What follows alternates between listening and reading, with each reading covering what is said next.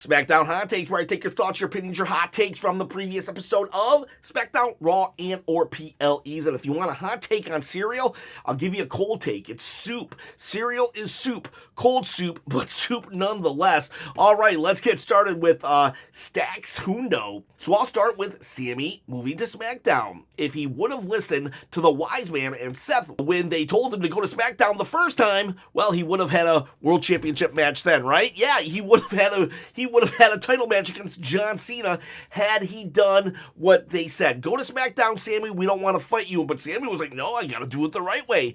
Sami gave up an opportunity at John Cena to fight Seth Rollins because he needed that world title and he wanted to do it the right way. But now look at him.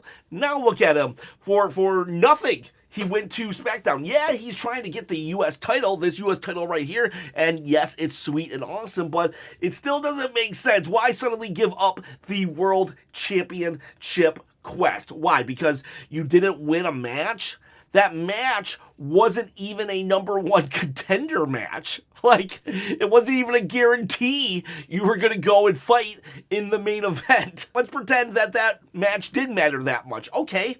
Well, if you look at Clash of Paris, Seth Rollins is fighting 3 top main event guys right now. That means when he wins, if he wins, there's no one left in the main event, Sami. You could have probably been Seth Rollins' next contender. But no, you just like, you know what? I lost this one match that had no relevance on me becoming number one contender. I mean, maybe a little relevance, but I'll just go to SmackDown and try to win the U.S. title. Come on, give me a break here. We talked about it last night. We talked about it right now. It makes no sense. But hey, at least now he's going to win the U.S. title because he's already like jobbed out Solo Sikoa twice, which is like mind-blowing in the wrong kind of way. But yeah, you know what? Sami, your future U.S. champion. But if you want to also be a future U.S. champion, I'm trying to quit my day job, or I'm going to get fired. It's a race to see which one happens first. But at 30,000 subscribers, I'm going to quit my day job. At 20,000 subscribers, I'm going to give away a belt, and you can win it. All you got to do is comment below, subscribe to the channel, hit that bell, ding, ding, ding, notification. I'd appreciate. I need to get my subs up. Let's make it happen. The thumb wants it to happen as well. Yes, help him out. He's that delusional that he's going to quit his job at 30,000. How are we going to pay the bills? Okay, so anyways, let's continue on. The OG Sheepy disagrees. Sami Zayn moving to SmackDown had to happen. He didn't have any good feuds left on Raw. Now he has way more feuds he can have. Great decision. All right, well, I don't agree with that decision, but two people on the internet, they don't agree, and yet we can value each other's opinion? Like, we're going to have a 10-part series on why Sheepy is wrong. No, I'm very happy that you can express your different opinion on this channel. We got Carmichael here. WWE needs to focus more on building younger stars on the main roster. The Rock, Orton, Cena, all were champions in their 20s. Even Punk was in his late 20s. Heck, Brock Lesnar as well. They got a lot of females, too, that are champions. Paige, AJ Lee in their 20s. But you would never see that these days. Maybe it'll happen to Braun and Dominic. Maybe, question mark. Yeah, right? He's right. Why... I'm 100% not against older wrestlers winning. Like, I want LA Knight to win, and he's in his he's in his 40s. He's 40. I don't mind CM Punk winning. He's 47. Combined, they're 100, over 100 years old, right? Braun Breaker. But no, for real, why is 40 the new age when you can win your title? No shade on the 40-year-olds. They can go. I'd love for AJ to have another shot at it, but what about Carmelo, Montez, Austin Theory? They're all breakout stars waiting to happen. When Trick Williams and Oba Femi come to the main roster, is it like, all right, guys, you were red hot in NXT in 13 to 15 years. You are going to be a world champion. Like, let's get a mixture. Let's get a mixture. We don't have to throw the baby out with the bathwater, which is a horrible saying. But let's have 40-year-olds, 20-year-olds, maybe some 30-year-olds. Let's have a mixture of champions in that main event scene. It's OTW. We got Melo on TV with a storyline about dang time. Shout out to The Miz, an absolute legend. All right, so The Miz and Melo forgiving him, that doesn't really make sense, but I'm going to put blinders on there because I am with you. I'm just so happy that Melo got some TV time, and that was the most entertaining segment. That segment and Drew McIntyre, those guys, like, they rocked it out. Melo and Miz, it was great. Shout out to Fraxium. Not sure if Fraxium should have taken the L. Like, maybe they should have just used a different team. But that said, regardless, I am very much happy with what happened yesterday. And please let this lead to Melo getting a PLE match against Miz on, like, maybe not Paris, but the one after or something. We could do something. Let's continue this storyline, please. Please give Melo something other than catering. Eric says, dumb. Was SmackDown dumb? Was Sami winning and beating Solo Sikoa 2 weeks in a row dumb? Or am I dumb? Or all of the above? All of the above. Comic Head, somehow Drew McIntyre is more of an underdog than Sami Zayn. You are absolutely right here. Like, no one believes that Drew McIntyre is going to be a champion in the next year, but everybody seems to think that Sami will. Like, Drew is the true underdog in some, we're in like the Twilight Zone here, but yeah, so I don't know. Sorry about being so negative this time around. I try to be positive, but if WWE gives me nothing to work with, then I gotta default to honest. Shazam says, all right, I'm putting on my delusional hat. One cross chant is a massive improvement from none at Raw. Yeah, you know, it is. It's 100% improvement. And Sami standing tall now means Solo will retain the title during the feud. Solo supremacy! Typically speaking, you're right. Solo getting beat up right now does indicate that Sami will not win, but this is Sami Zayn. He's the underdog from the underground that like seems to be invincible. So I don't know. And as for Karrion Kross, I was being facetious. One chant is 100% better, but I was kind of hoping for maybe like 10 chants. If there's gonna be a movement here, we gotta ramp it up. One chant they'll ignore. Multiple chants, they won't. So, like, Raw needs to show up. Raw really needs to lay it thick on a Monday. Otherwise it's not happening because they're about to go to Europe, and I don't think in Europe they're going to care as much. And not because they don't like Karrion Kross, because they just don't get a lot of PLEs or Raws and SmackDowns, so they're just super excited, and they're not going to be thinking of Karrion Kross. They're just going to be thinking of, I don't know, Cody Rhodes, Cody, and I think that's what they'll be thinking of. Tracy Woods says, it was more entertaining SmackDown than they have been lately. It wasn't bad. It wasn't great. I do see they're trying to set up storylines. All right, so maybe this was more of a world-building episode of SmackDown, and I came at it from the wrong perspective. Oh my God, me and Tracy, we might have a different view. She really enjoyed it. I was like, honestly, I did actually kind of enjoy the SmackDown. It was the ending that put such a sour taste in my mouth that it just clouded everything.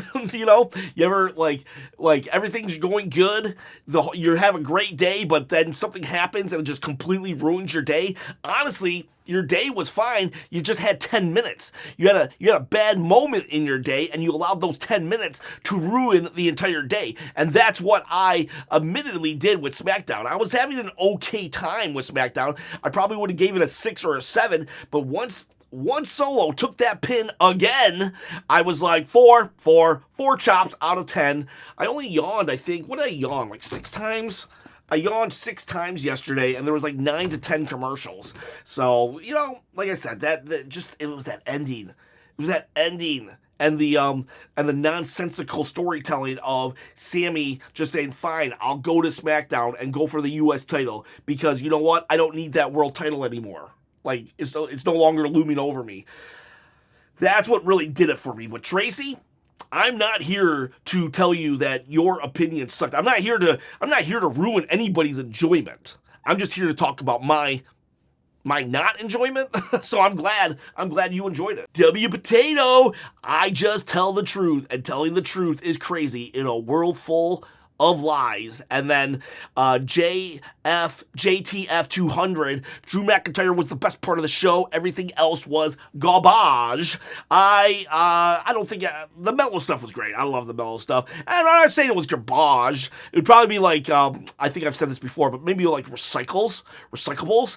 And but Drew was amazing. Drew was awesome. You can give Drew anything. I am a firm Drew McIntyre. He could probably go and feud with the janitor of the arena, and it would still be a marquee feud. It would probably be like the best feud, because you know that Drew ain't respecting that janitor. Like, and yeah, I think Drew can just do anything. Drew can do anything, and unfortunately, that sometimes gets you in trouble when you can literally just make anything work. Well, then we don't need to put him in the world championship match, because he can make anything work. He doesn't need the world championship. That kind of mentality really grinds my gears. Donatello Leonardo, patron of the channel, by the way. The problem with WWE trying to book Sami like Daniel Bryan is that the reason why Daniel Bryan worked is because he wasn't being pushed the way fans wanted him to. If you're new, Daniel Bryan was a dude that everybody loved, but WWE just kept booking like, he would get some big pushes here and there, but he would never fully get to the big one, right? And WWE made it clear that he never was going to really get to that big one or stay on top. So, like, yes, the fans hijacked the show and multiple shows, and basically WWE had no recourse but to push Daniel Bryan as the ultimate underdog. But the thing was, it took so long and it took so many fans to get behind it. So now it seems like the comparison is that WWE, they actually want another Daniel Bryan, and they're making that Sami Zayn. But the problem here is they're letting Sami win over and over and over again. With Daniel Bryan, they weren't. And let's keep going. See, the reason why Daniel Bryan worked is because he wasn't being pushed the way the fans wanted, and he wasn't mowing down heel champions and their entire faction every week. That's why he was an underdog and why fans supported him. It felt organic. With Sami, they're doing the opposite in that they're telling us he's the underdog while simultaneously booking him like Super Cena. I would say they're probably more like booking him like the big dog Roman Reigns, and without anyone really asking for it to happen. So yeah, again, they're telling us, hey, Sami is such an underdog. If he's such an underdog, why? Like, when was the last time he really lost a match against Randy Orton? Like, what an underdog. You lost to Randy freaking Orton. It's like, Southpaw Jimmy, Fraxium is so fun to watch, but seeing them trash Melo in his hometown from pillar to post just isn't right, no matter what the storyline is. I enjoyed the match for what it was, so I didn't see what you saw per se, but like, okay, valid opinion, you're heard. Alfonso Passion, I still want Cross, so do I. I'm really hoping, fingers crossed. We had two replies underneath. Sonic Titan, did they chant it? I refuse to watch if they didn't. They chanted it one time. Yeah, Rainy Day Studios. Briefly, yes, in the opening. Yeah, when Sami and Solo are confronting each other. I gotta say, Solo is so funny. When he said Sami had big eyes and stuff, I love Goofy Solo. I think Solo Sokoa is so freaking underrated, which is insane because he was like the big bad last year. Man, they should have let Solo be Solo instead of this wannabe Roman Reigns. If Solo had been Solo last year, I think it would have been gold. I think it would have been money. But they were trying to make him into this mafia boss. He's not a mafia boss. He's like the mafia boss's kid who became the mafia boss. and doesn't really know how to run things. And I'm saying that as a good RKO 619. Dude, it's Cena's freaking farewell tour, and what do we get? Logan Paul footage over Cena actually showing up. Cena deserves legendary moments and not to be reduced to a hype man for a half-baked influencer storyline. Well, I don't mind Logan Paul, John Cena. Like, I really don't. I think they should have fought earlier in the year when John Cena, and they should never have turned John Cena heel, even though there were good moments. Well, I'll say this. Logan Paul, he was getting married, actually, on this date. So, he was married yesterday. So, WWE, I'm sure, knew that was happening. John Cena, he's filming a movie, whatever, and I'll say, hey, he has 11 dates left, so them not booking him doesn't necessarily mean they didn't give us John Cena. It just means they're giving us John Cena on a different day. All of that said, they showed us a video package of last week, unedited, basically, and we don't need to see what happened last week. It's on streaming. WWE is streaming right now. We can literally go back and see what happened last week by clicking last episode. We need to see video packages. You have a whole year's worth of John Cena, Logan Paul interacting with each other. We could have saw a video package making us really see the animosity between these two. You could have built it up. Don't you remember how we used to have video packages with music behind it that would really tell the story of the feud? That's what we should have got yesterday. And then you could replay it on the 3-hour pre-show. It's like, give us a freaking video package, not just a replay of last week. So I agree and disagree with you, RKO, but I think we're more on the same page than not. E-Rad, as someone who was there live, man, it was very understacked card. Still fun, but no Cody or Cena. This dude probably paid like an entire paycheck to go to SmackDown, and he gets no main eventers, no world champions. That's a little, like, I don't know. That's not right in my opinion. Martin Brody, he wins. He wins. He wins. It's the Sami Zayn show. That's in the tune of Itchy and Scratchy. That's the comment, actually. And then Dragon Archive, Sami Zayn getting the chance to get into the world title picture, only for him to be thrown into SmackDown US title reign against the Temu bloodline again. Felt like a huge downgrade. So there you go. Yeah, there you go. So multiple people seeing that perspective. It's like WWE, you set these things up. We do remember stories.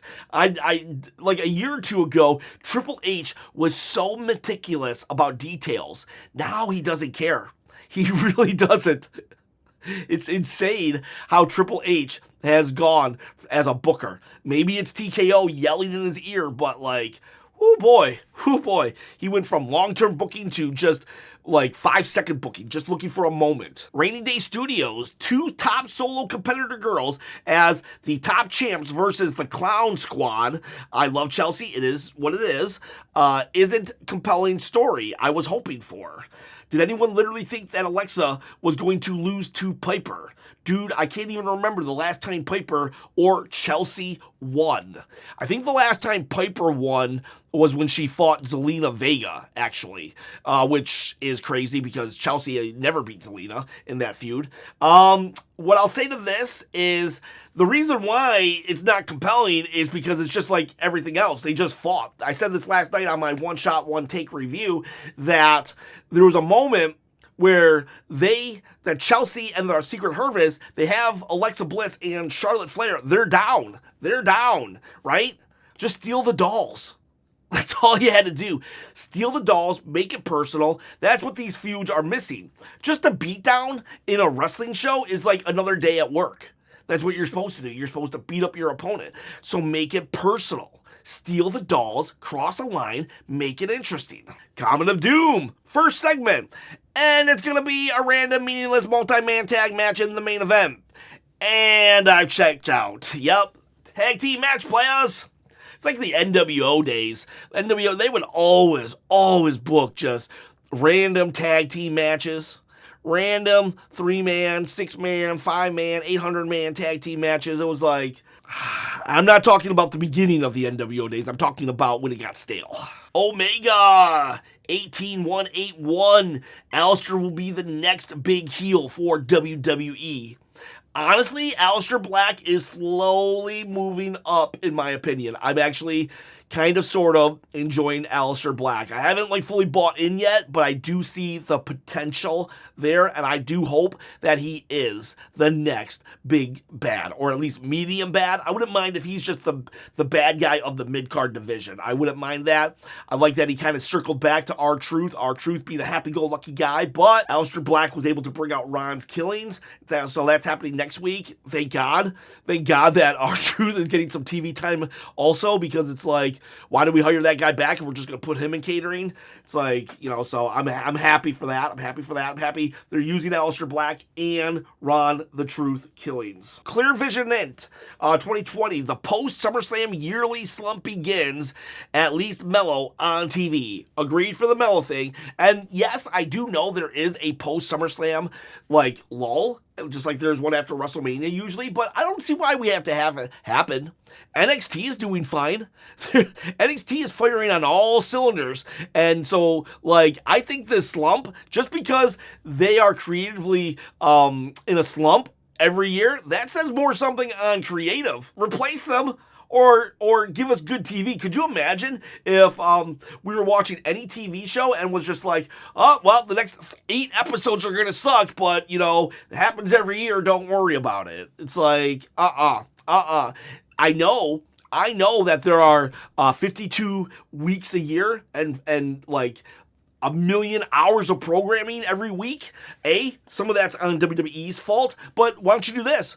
Why don't you just hire more writers? No, for real. Why don't you just, for 6 months, have a certain amount of writers and then give them vacation, and then have another set of writers for 6 months? And then maybe there's going to be a couple that, go in between. If you're having a slump, if you know there's going to be a slump, then do something about it. Will Sami Zayn will go to Raw after Royal Rumble? You're absolutely right. You are absolutely right. Because after Royal Rumble, he's going to win that thing in Riyadh. The Underdog won the Royal Rumble in Riyadh? I can't believe that.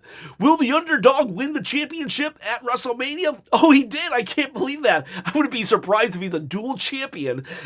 U.S. champion and heavyweight champion at WrestleMania. He has to defend the U.S. champion first match of the night. He wins. He goes to the main event, wins. Then he goes and he wins Money in the Bank and King of the Ring, and now he's the ultimate Grand Slam champion. That's Sami Zayn. That's next year for the Ultimate Underdog. And I know, I'm being really harsh on the guy. I actually like Sami Zayn. I really do. My favorite segment of all time actually involves Sami Zayn. So it kills me though when they take something I love and they just squeeze it to death.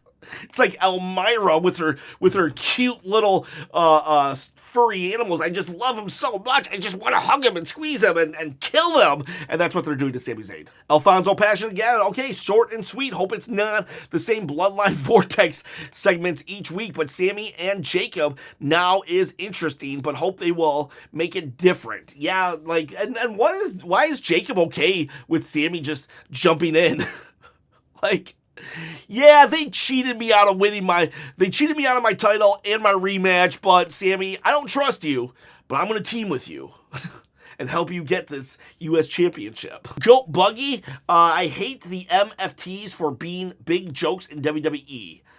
Yeah, it's they really are. They really are. And I still can't get over Sami completely schoolboyed the entire faction last week and this week.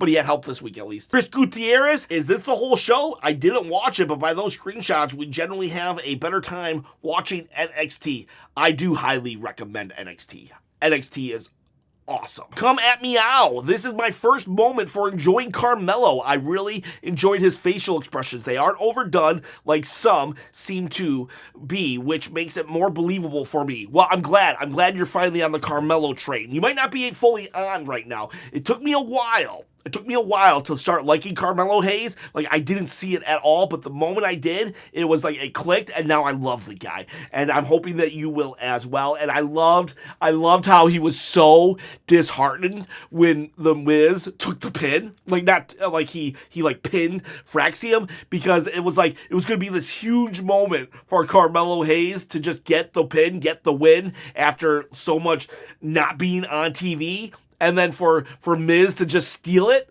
it was so... His disappointment, I felt it. Melo did a great job last night. Don't at me. Could have had one of the two buffoons take the pinfall. Solo takes it instead. I don't get that. I don't get that. Literally anybody could have taken the pin. There was Tonga Loa and there's JC Mateo. Hate that name. Like, what? Why would Solo have to take the pin here? In a 6-man tag, the champion takes the pin? Like... And that's after losing last week? This is Nia Jax's title reign all over again. Ron Talks Tabletop agrees. Tonga Loa and JC Mateo with the stupid name are meant to eat the pins. 100%. Kova got Next Gaming. Miz hits with every single tag team he's ever been a part of. Miz Show, Awesome Truth, Melo Don't Miz, and probably much more that I can't even remember right now. His John Morrison one, actually, that was the one that actually brought him to the dance. But yeah, Miz is a, he's just an all-around great player, great team player. Savlo Savage says, seems like everybody is saying this SmackDown was kind of bad.